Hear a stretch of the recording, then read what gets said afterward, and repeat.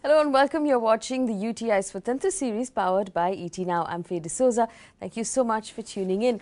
This is our investor education initiative where we're going to try and help you understand how to use mutual funds over the long term for all of your investment needs. Today we're focusing on investing for your child's future, and I know it's a really big, top of mind sort of goal for a lot of our viewers because that's what we get a lot of questions about.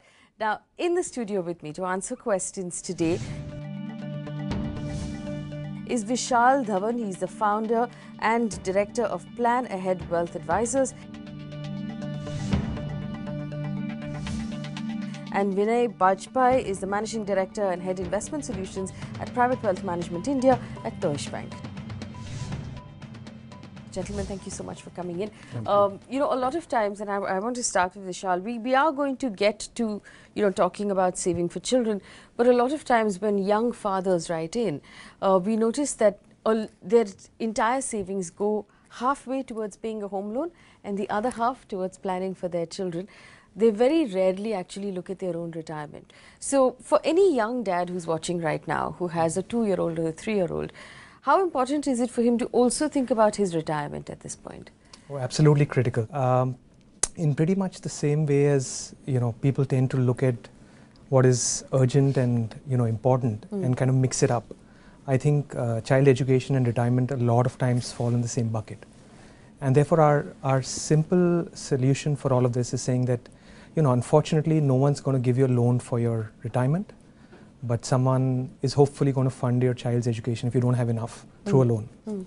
So it's absolutely critical that people have both these goals in mind, and if they have to compromise on one of them for some reason, then as hard as it may sound and as emotional as you can get, you want to be sure that it's going to be your child's education that you're going to go a little slower on.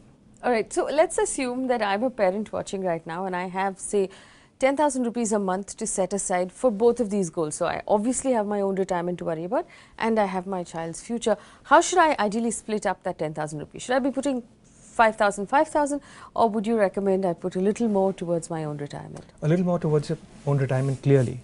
And I think the reason why you do that is also because you will find a set of opportunities available for yourself, like a provident fund, for example, which is mandatory, for a lot of people who are employed in the private sector and who have the benefit of pensions coming out of there, to kind of come in and support a part of their retirement.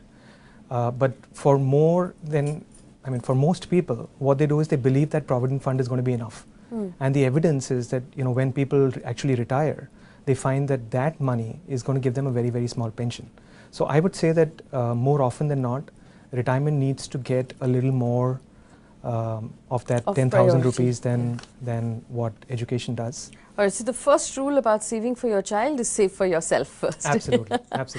So Vinay, tell me this, obviously when I sit down and say, okay, I want to save for my child's future, the good news is that there's normally a very long time horizon. I have 15, 18, 20 years. If I have a 2-year-old or a 3-year-old or a 5-year-old, what's the best way to tackle, saving for that child's future? I think it has to be done in a very systematic manner, entire financial planning as early as possible in life, so that you can provide for the child's education, you can provide for your own retirement and provide for some other milestones like buying a house or buying a car or getting the children married. So what I would say is that rather than tackling each goals individually and separately, we have to plan for a lot of things together, and we have to prepare of course the goals. We have to identify our goals, and then we have to prepare the financial plan to achieve all of them, right? So what happens is that we've seen that among the various asset classes, equity has given highest returns, but over a longer period of time, because it's a volatile asset class and that's the risk it has. But if you have a long time horizon with you, then probably more money could be put into the equities. Through the mutual funds, it's a very systematic process where the erudite fund manager is there who has got all the tools to tackle the volatility and vagaries of the market. And you don't have to bother about it. All right, so we'll come to equity in a little while, but I want to first talk about the PPF, and this is really interesting. So the PPF is a retirement tool. It's a voluntary retirement tool. But we've noticed a lot of parents who open PPF accounts for their infant children, which is completely not suited, to the purpose at hand. So for anybody who has a PPF account in their child's name at this point, what advice would you give them? So two pieces of advice. One is, I think what people are looking for, and the reason why they find PPF so attractive, is the fact that they have a reasonable certainty in terms of outcome. And I think, like when I was saying, the whole piece around getting certainty on outcome of more volatile asset classes like equity is to actually invest longer term. So I think the moment you're willing to commit money out for 15 years in a PPF account, and if you're willing to do the same thing with equities, you may be surprised at how that compounding difference can actually change the quantities and quantums that you end up achieving very significantly. So our belief is that, and our recommendation to a lot of people that we meet with is look at the PPF possibly for your own retirement, but especially if you're an older parent or not so far away from it. But if your kids are young, very clearly there are other alternatives which are possibly superior. I think some of this has got even more complex because there is now a separate product for a girl child that's available, the Sukanya Samriddhi scheme. And therefore what's happening as a result of that is, again, it's very similar in construct to the PPF.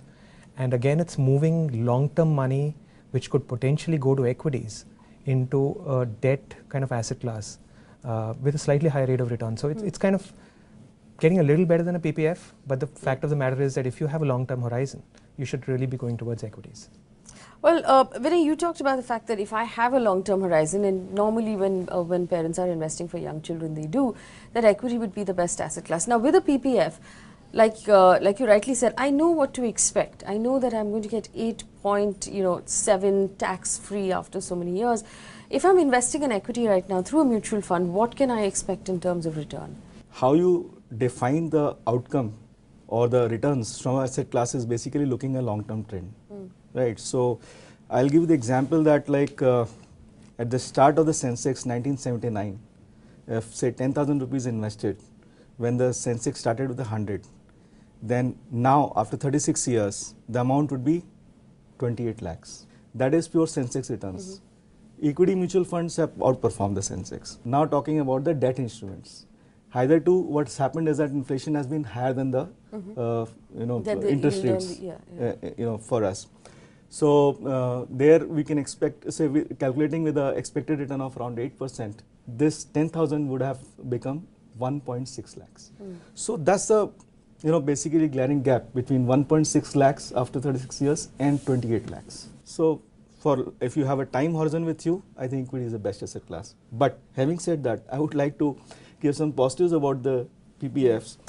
You have a discipline that you cannot withdraw the money from that time and again. I mean, here what happens that you are having a flexibility to withdraw money, and then what mistake what we will do is that whenever we get swayed by the market movements, vagaries of the market, and we tend to withdraw out of the fear, and that's where we pull out the money. We're not allowing it to.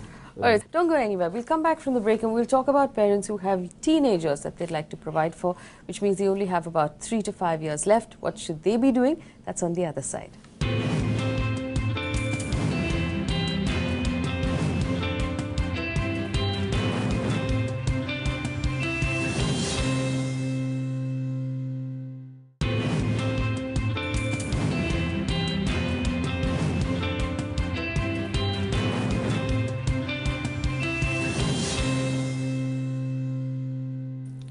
Welcome back. You're watching the UTI Swatantra series powered by ET Now. Thank you for staying with us. We're talking about planning for your child's future, and I believe we have questions from our audience members. The gentleman in the front. Go ahead, sir.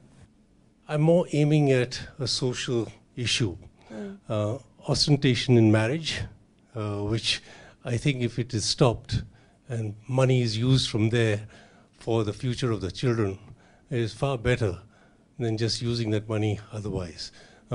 Any thoughts on that? All right, so it's more of a social question. You know, interestingly, I must tell you this. We got a question on one of our shows where a young man wrote in because he just had a baby girl and he wanted to put aside 1 crore rupees for this girl's education. And I was so proud that someone was thinking that way.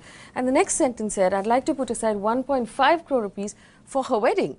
And I was thinking if he managed somehow to educate this girl worth 2.5 crore rupees and combined all of those finances, he wouldn't have to worry about a wedding at all. So do you think on some level we need to sort of break out of that, you know, that assumption that if you have a daughter, you have to save for a wedding, which is technically code for money you're going to have to give away? See, I think these are the social norms which have been set, but very, very pertinent and very relevant thing, because what happens that we all, work hard to earn the money.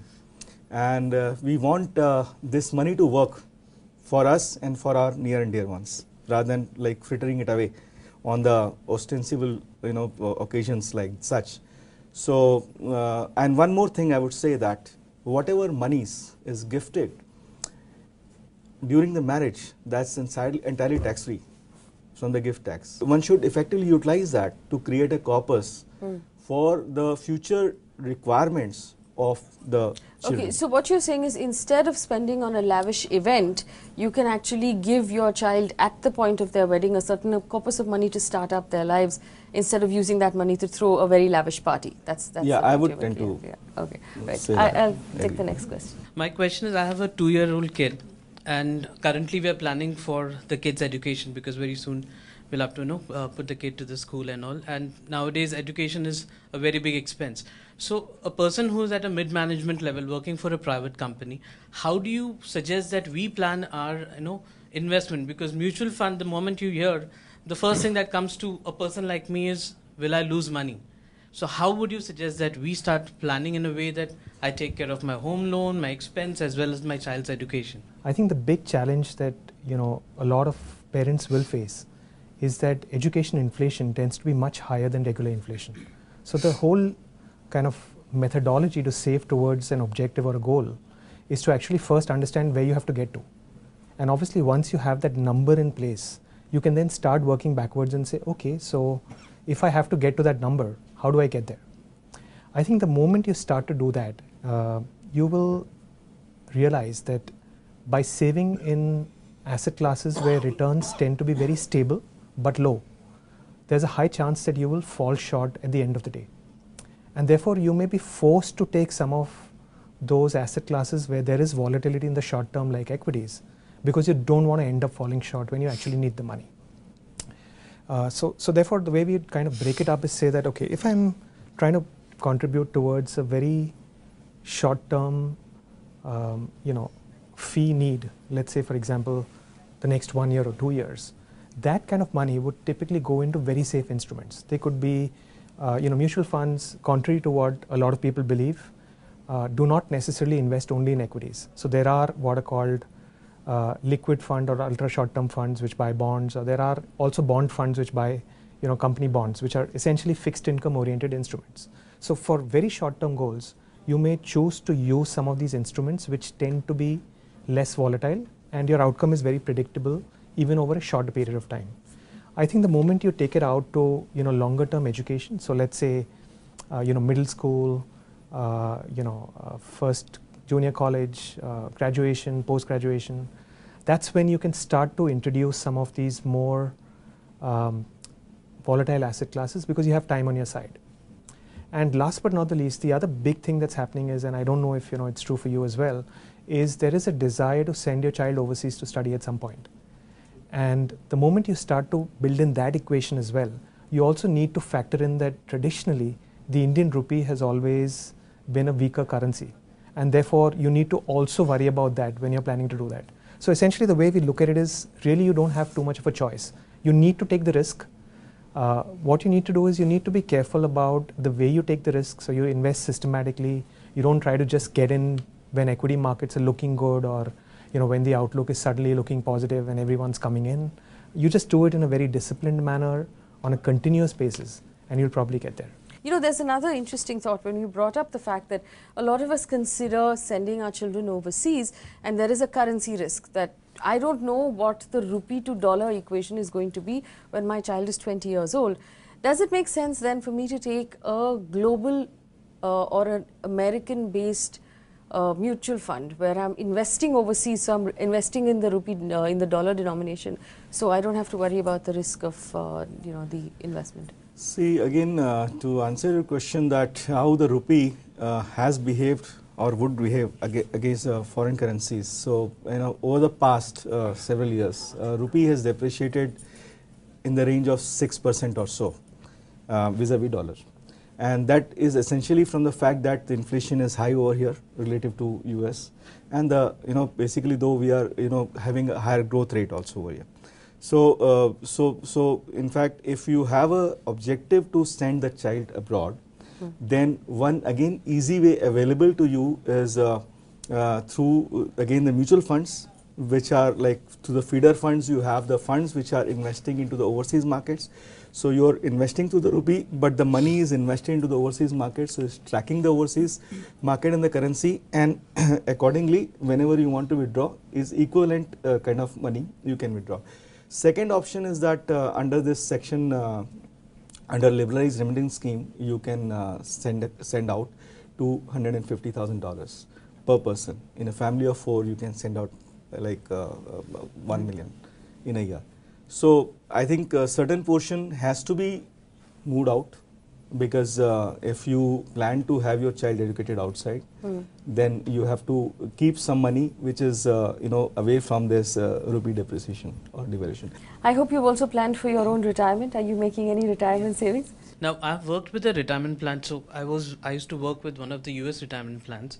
Okay, so there I have seen wherein your PF money, which gets deducted from your salary, directly gets invested into mutual funds, with whatever mutual funds you want. Do we have any such scheme here? Because that really helps, because PF is something that anyways gets deducted from your salary. So here with that amount, if I get an option to invest in mutual funds, I mean, I can, even grow that money, which is like, in India, it's just a saving account types. So do we have anything as such? Luckily for you, starting this year, we do. Yeah, so essentially there is what is called the new pension scheme. It actually came out like over a decade ago now, but essentially has kind of gained popularity very, very slowly. And I think, we see this gaining a lot of traction now that there is a specific tax benefit that has come in from this year onwards. So essentially what the new pension scheme has kind of created is a set of fund managers who are managing your money independently. You can get to choose who you want to be the manager, and you get 3 options. You can either go into something which has up to 50% equity in it, you can go into something which is 100% government securities, or you get something which can buy corporate bonds. And what is happening now is that you can actually make that decision to park and allocate your retirement money towards the NPS. And kind of take advantage of this. The other big thing that's happening in here is that it's a fairly low cost opportunity for you to make money. So I think one of the things about making investments is also about trying to keep your costs low, because a lot of times the returns tend to be a little unpredictable, but you know exactly what your costs are going to be, and therefore the lower you're able to keep your costs, the better off your outcome is going to be. Is it over and above the PF that I would get an option to elect, or I can elect either I want to go by PF or NPS? So this is over and above that. You can actually do that over and above. But there will soon be an option where you can choose to have the PF deduction that's going out of your account be managed by the NPS. So it can move to the NPS. For now, we can make over and above.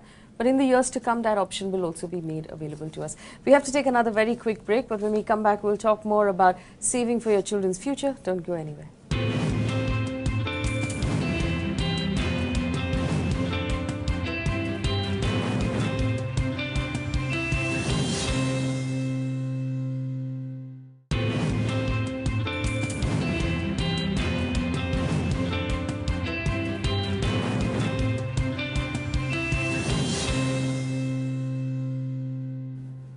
Welcome back. You're watching the UTI Swatantra series powered by ET Now. Thank you for staying with us. We're talking about investing for your children's future. I believe we have a question from the gentleman in the front. Go ahead. I have a daughter. She's 7 years old as of now.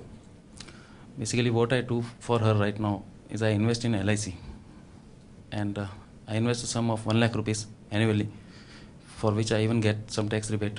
I mean, it's totally rebated. I am even planning to invest some amount of money by the newly launched program known as Sukanya Sunidhi scheme. I just wanted to find out what are the other various options where I can invest my money with some sort of safety in hands. When you talk about the risk on investment, the biggest risk is that you will not build a corpus enough to meet that requirement. So that's the biggest risk nowadays, and inflation running high. So the point is that risk is that you will not be able to meet the expected returns, and that's a volatility.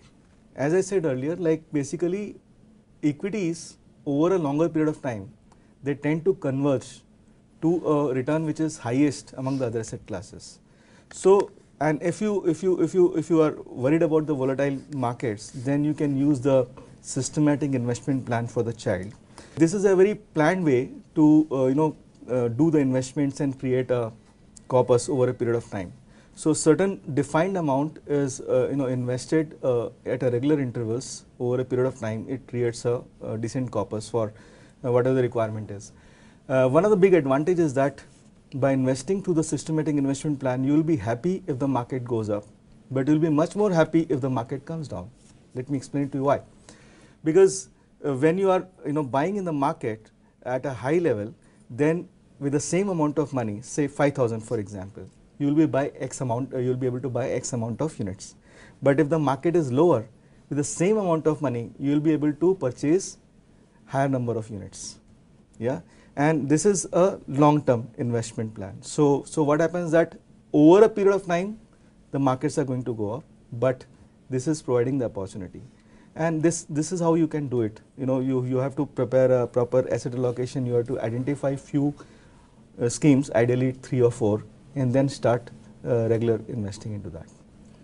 So that is one of the options I would say, because be it insurance, of course, some good schemes have been started by the government, but ultimately you have to look at the kind of returns which can be expected from asset class, and there I would say that equity as an asset class scores much higher.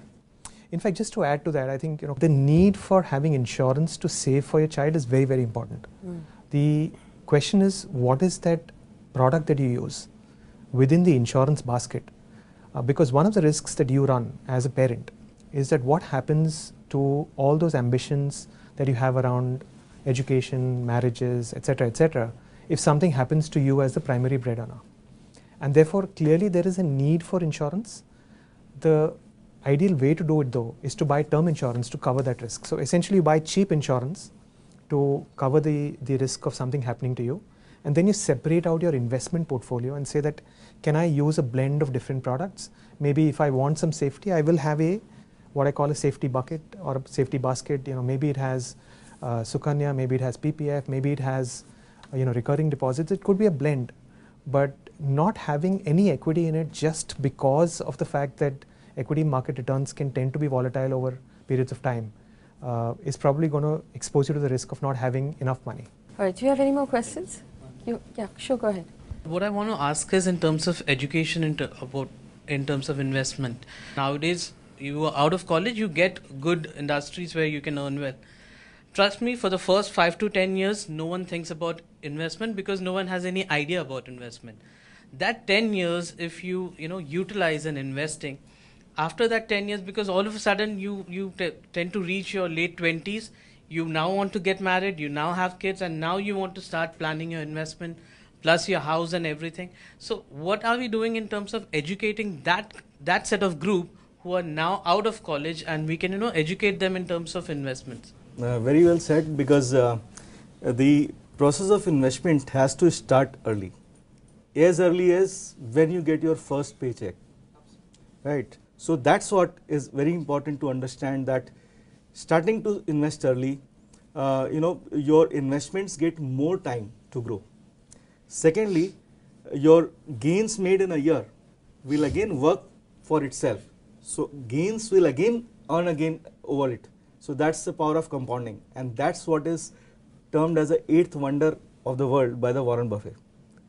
And this is the this is a very important phenomena to build the wealth over a period of time. So investing early, I really would say that this is very important. All right, unfortunately, we've run out of time on this show, but you've been a wonderful audience. Big takeaways. You have to start as early as possible, even well before you even decide to have children. If you start with your first salary, you'll be better off. Always plan for your own retirement as well as your children's retirement. And equity really is the sure shot way to go if you're planning for the long term. Gentlemen, thank you so much for joining us in the studio and answering all of our questions. It's been a pleasure. Remember, if you'd like to join us in the studio as an audience member, you can find us on indiainvestkaro.com. Copies of all of our shows are on that website as well. And you can reach us on Twitter, #Swatantra. Thank you for watching.